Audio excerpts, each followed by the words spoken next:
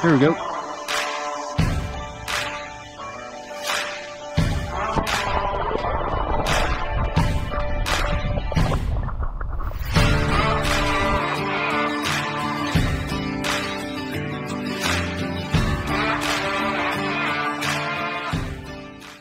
Alright guys, welcome back to another video of Carlisle Fly and Foul behind the vise for Fly Tying Tuesdays. So today we're going to be tying Lance Egan's Frenchie pattern on a jig style nymph. And I'm going to be doing these Fly Tying Tuesdays a lot more regularly, so let me know in the comments what you guys want to see next, and we'll see if we can make it happen. So let's dive in it today. So today I'm using a size 14 nymph hook on a Hanak 450 BL, like again in size 14, and we're going to be using a 2.8 millimeter bead, and I'm using this in gold, and we're going to be using some red thread. I think this is 8/0. But you can use whatever. So we're going to start our thread behind the bead there, and we're just going to build up a little bit of a thread dam to keep that bead in place. And then we're going to bring our thread rearward to the right before the bend of the hook, right there, and we're going to tie in our, adjust this real quick. And we're going to be tying our tailing fibers in. So today I'm using some coq de leon, and this is in the ginger color, but you can use darker or lighter, whatever you got. And I'm going to pull off about 5 or 6 tailing fibers. I'm going to try to keep all those tips aligned here, and we're to form about a hook shank and length of a tail. So just going to give my bobbin a counterclockwise spin there, and a little bit more. What this does is it helps make my thread jump rearward much easier when I'm doing these loose wraps, tying in some material. Okay, great. So we're going to advance our thread up, kind of lock these fibers in place. That way we kind of have a uniform body shape. Then we're going to cut the excess off close. Clean up these little curly cues. Great. Next thing we're going to tie in is some copper wire for the ribbing.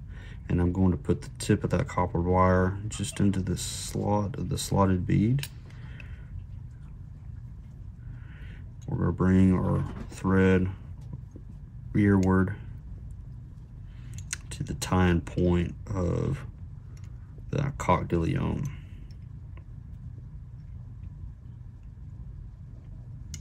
Right there. Okay, so for the body, we're going to be using some black pheasant tail for the body, and I'm going to pull off probably 8 or so, fibers of that, and tie it in right back here. Try not to cut off too much of the fibers, because we're going to need quite a bit of room to wrap this up the body. Tie that in here, a couple wraps forward, and cut these ends off close. And then we're going to bring our thread to the front of the hook, right behind the bead. We're going to do a couple of half hitches here, so that way we can kind of save our work.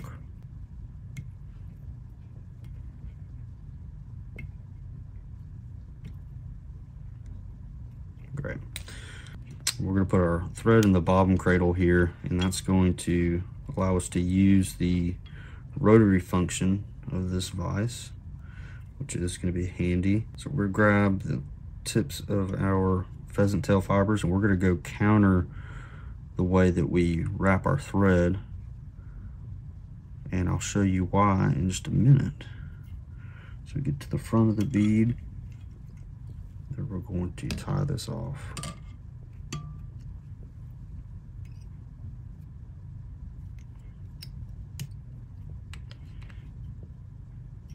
A couple wraps behind and a couple wraps in front.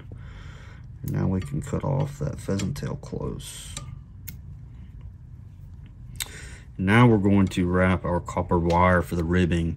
And so we want to do opposite way of the pheasant tail and the copper wire. So that way this copper wire can act, you know, it can help prolong the durability of this fly, make it a little bit more durable, because that pheasant tail fiber is really delicate. So just a couple of fish teeth in there, and then you're gonna have to tie on a new fly. So before we do the copper wire, I'm gonna throw in another half hitch here, so that way I can use the rotary function.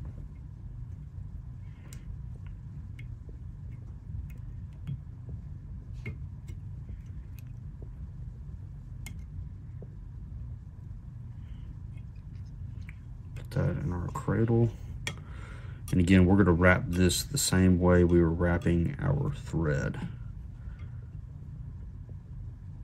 Wrap this all the way up. Now we can tie it off. The reason I did the wire the same way as the thread and not the pheasant tail is because this wire is kind of stiff. It's kind of hard to tie off the opposite way of your thread. So by doing it this way, it makes it a little bit easier. Now we're going to helicopter this wire off close.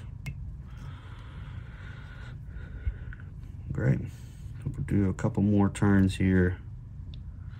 Now we're going to add some dubbing for the collar or the thorax, this fly. And here I'm using some shrimp color UV ice dub, and it's kind of like an orange and pink color. We don't want it to be such a bulky collar here. We're just trying to add a little bit of different contrast here. Okay, so like that. Now I'm going to put my thread in back here. We're going to add in another little bit of a hot spot with the red thread whip finish tool. About 4 or 5 turns on your whip finish, seat the knot, and then you can cut off your thread. Now I'm just going to come in here and kind of clean some of this up, and I don't like to make it too clean. I like it to have a little bit of fray off to it, just it makes it look a little bit more buggy in my opinion. But yeah, so anyway, this is the Lance Egan's Frenchie on a jig style nymph. A lot of guys use these for Euro nymphing. I like it because it rides hook point up, and I just throw these style nymphs underneath my hopper or a dry dropper. Works really well. So anyway, let me know what you guys think. Drop it in the comments, and tell me what you guys want to see next. But remember, like and subscribe, and I appreciate you guys watching. We'll see you on the next one.